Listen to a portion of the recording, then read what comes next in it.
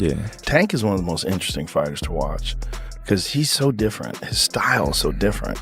You know, he's so economical. Like, he puts pressure on guys without throwing too many punches, and then starts to figure holes out. And the way he can explode and move in with one shot, my God.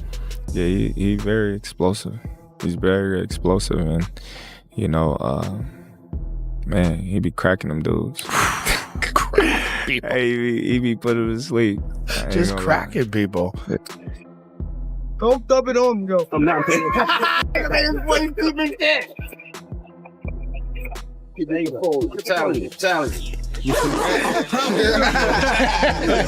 Well, you get this one, man.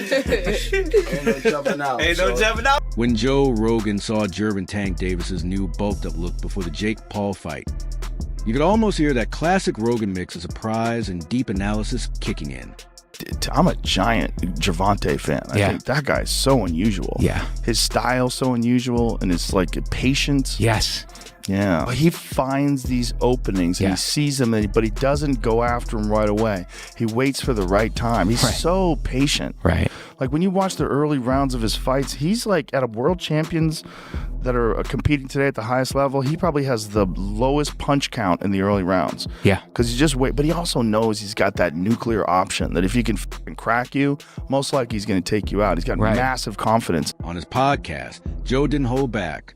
Watching Tank's latest training clips, he said, "Dude looks like he's been forged in a powerlifting lab." And he wasn't wrong. Tank's shoulders were huge, sitting high and tight like a bull ready to charge, way thicker than before, even compared to Ryan Garcia. Joe broke it down like only he can, talking about how the extra muscle might actually boost Tank's explosiveness, punch speed, and hip torque instead of slowing him down. It's interesting, right? Like, you don't know whether someone's ever going to be able to figure that out or whether or not he's just going to keep cracking people. Yeah. You know, so it's part of the fun of watching it. I've talked to a lot of, like, real boxing purists. It's like, you can't rely on that style. Right. He's got to be busier. When he gets to the best guys, it's not going to work out. Like, well, we'll see. Yeah. We'll see, because there's so many good guys. The best part came when Joe compared Tank to a mini Mike Tyson, but with modern training science, saying he's built to explode, not just fight smart. He even joked about Jake Paul, saying, "If Jake thinks his version of Tank is just going for a points win, he's crazy. That guy's come and finish it early." You could tell Joe respects the hard work. He loves watching a fighter grow and change. This new Tank Davis is like evolution on steroids, not literally, but in how a fighter reinvents himself to make a statement. Joe nailed it. This isn't Tank Davis version 2. This is Tank Davis unleashed. You know, he got the skills, the power, he got the ring IQ to do good, but we haven't seen that yet. Yeah, he's also wild. He's a wild fella, so he's fun to watch. You know, he's just a crazy dude. You know? Yeah, coming from Baltimore, man, I think that's just his upbringing as well. You know, product of his own environment. Yes, for sure. He's just so unique in his approach. Like, you know, he doesn't fight like anybody else. All right. After watching Joe Rogan geek out over Tank's new bulk and basically call him a mini Mike Tyson on steroids, we switched to Wade Plemons' breakdown, and it gets even better. You can tell these guys aren't just showing off. They're crafting a master plan. Calvin Ford in the corner like a mad scientist with a clipboard, analyzing every little move Jake Paul makes, every moment that could be an opening. This isn't just casual sparring. This is Tank perfecting his skills, planning his attacks, and getting mentally locked in on one thing: total domination. The least serious you take Jake, and I've said this about everybody that's fought him, the ones that don't take him serious, the ones that say he's a YouTuber and everything else, they end up losing, or they end up looking like, oh, wait a second, this guy was a little better than I thought. They end up either getting taken by surprise or actually sometimes losing because they don't realize that Jake actually takes it serious. So this is good to hear. Just already right off the rip, they were already doing something. Surprise. So tell me, when did you hear about this? They've been going back and forth for years, Tank and Jake. They've been going at it for years, and it would have happened sooner, you know what I'm saying? But we have hiccups in life. When I say Tank is going after the body, I do not mean only cardio work. I mean ripping away Jake Paul inch by inch until every step forward feels heavy and slow. This is surgical punishment, not random shots. Calvin Ford is coaching him to be precise and patient, not a wild brawler. But a strategist plotting how to make a bigger man pay for every inch of reach he thinks he owns Tank has added size and power, but he is also smarter now. He is workshopping angles, timing, and setup. So the plan reads like a chess game where each move forces the opponent into worse positions. See a guy that's targeting the body, and it's the best thing that Tank could do for this fight. I mean, trying to go headshot for headshot with Jake Paul when Jake's 7 inches taller than he is. I'm assuming he's going to have a bit of a reach, even though Tank has a kind of freakish reach for his height. I don't think that's a great idea. And again, you're at eye level with Jake's belly button damn near. So you're going to have to be able to land shots right there on the waistline. And it's probably the best idea if you actually want to knock Jake out in this fight, if you actually want a game plan, because again, it's an exhibition, but if you want a game plan to get him out of there, you have to attack. I can picture it now. Tank's quick punches snapping off the body, Jake's hands dropping, and suddenly late-round fatigue sets in with opportunity, right around the corner. You and I both know that if Tank lands clean shots like this, it won't just slow Jake down, it'll change the whole fight. The funny thing is, people keep calling this an exhibition or a circus, but these clips show Tank's treating it like a world title defense. With Calvin Ford in his corner, fear becomes just another tool to sharpen. Get ready. This isn't Tank putting on a show for Netflix. It's Tank planning a takeover. And you can bet he's ready to find and expose every weakness in Jake's armor. Ridiculously hard for Tank to actually knock Jake out.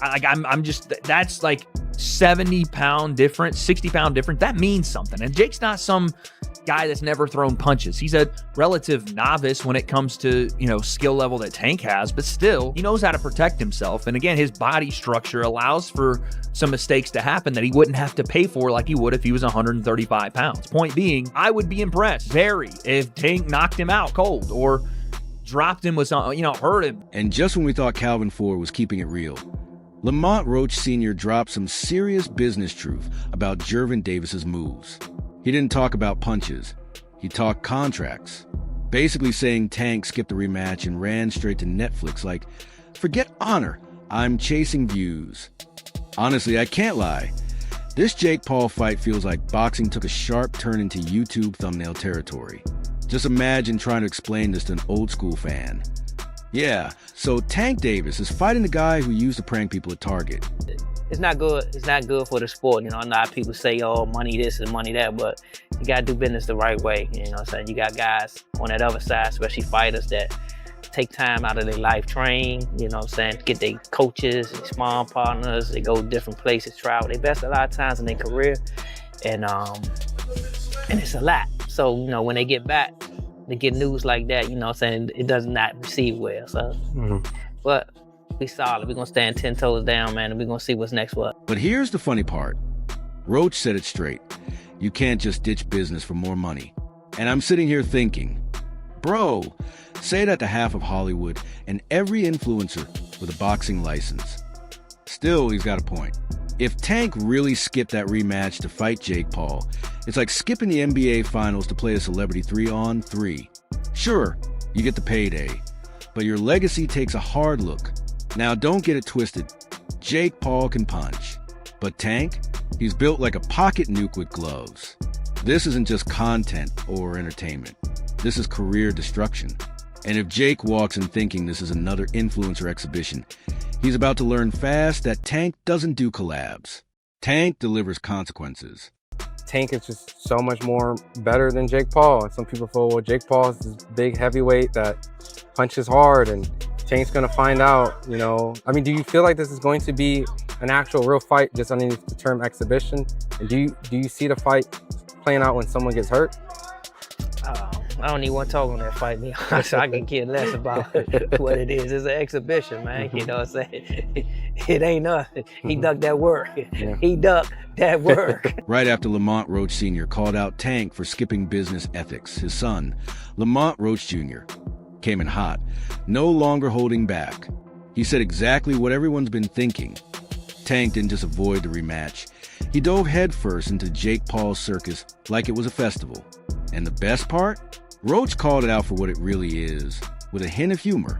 Like, imagine training your whole life for a world title, only to see the guy who beat you jump into an influencer fight where the biggest story is glove size. You can feel Roach's frustration. He wanted a real fight, not Tank chasing clicks on Netflix. get that rematch fight versus Gervonta after this fight? Who knows? He said he's retiring. I believe him. Honestly, I think he's scared. So if he's going to retire, I believe he's going to retire. You think you'll retire after the exhibition match? I think so. Why do you say that? Because we get scared. And look, I get it. The Jake Paul fights come with dollar signs, flashing like a Vegas slot machine. But legacy? That doesn't live on TikTok. If Tank really steps away after this, it's like a superhero quitting mid-series just because the merch sold out. Jake Paul's a 200-pound content machine, and Tank's built like a human missile. This fight's either going to be the shortest main event ever, or the biggest marketing move since Logan Box a Weather app. Either way, it feels like boxing flipped from HBO drama to YouTube reality show overnight. But hey, we'll all watch, because when Tank Davis faces Jake Paul, you know something viral, intense, and seriously expensive is about to go down. The Jake Paul and Gervonta fight,